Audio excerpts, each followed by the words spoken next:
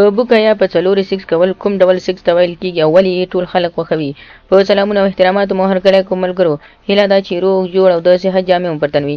د نظر له شریکولو نه وړاندې وایم که زموږ چینل مو نه وي سبسکرایب کړی نو زموږ چینل سبسکرایب کړئ او په خوا کې ورسره د ګونګړي نښان ووهئ تر څو زموږ راتلونکي ویډیوګانې په اسانۍ سره وکتلی شئ. مننه. په بوکه یا هم په څلوري سکس کول ولې ډېر خلک خوښوي؟ لکه څنګه چې په ټوله دنیا کې دغه ډول سکس کول ډېر سخت دي او هغه خلک یې ډېر کوي کوم خلک چې د ځاني یا جسمي قوت له امله ډېر قوي اوسیږي. لکه څنګه چې تاسو هم غواړئ، هر سړی هم داسې غواړي او هره مېرمن هم غواړي چې داسې کوروالی یا داسې سکس ورسره وشي تر څو د دوی د دواړو په زړه باندې اوسیږي، یعنې دواړه پکې خوشحاله اوسیږي. که څه هم دغه سکس کول ډېر خوندور دي، یعنې ډېر خوند پکې زیات دی، نو دا بیا ډېر تاوان هم لري. تاوان یې دا دی چې انسان کله یعنې ښځه په ګونډو شي یا هم نر ورته په ګونډو شي، نو د دې سره د سړي او د ښځې د ګونډو په منځ کې چې کوم اوبه وي هغه د انسان اوبه خوري او راخوري او دې سره د انسان د زنګنونو د سترګو اوبه هم خرابېږي او بیا د سترګو یعنې د زنګون د سترګې د تکلیف پیدا کېږي.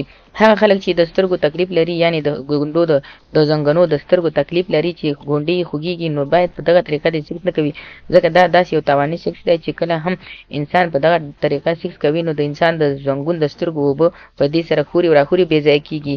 نو دغه طریقه سکس کول ډېر سخت دي. که بیا هم څوک غواړي چې په دغه طریقه سکس یې وکړي نو باید په داسې پوست یا نرم ځای کې دې سکس یا کوروالی وکړي چې د زنګون سترګو ته هېڅ کومه ضربه یا فشار ونه کړلی شي.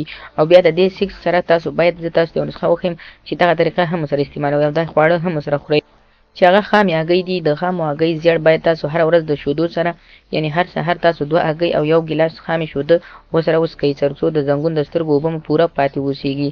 نو خدای دې وکړي ملګرو چې زموږ ویډیو مو خوښه شوي وي لایک یې کړئ، شیر یې کړئ او زموږ چینل هم سبسکرایب کړئ. مننه.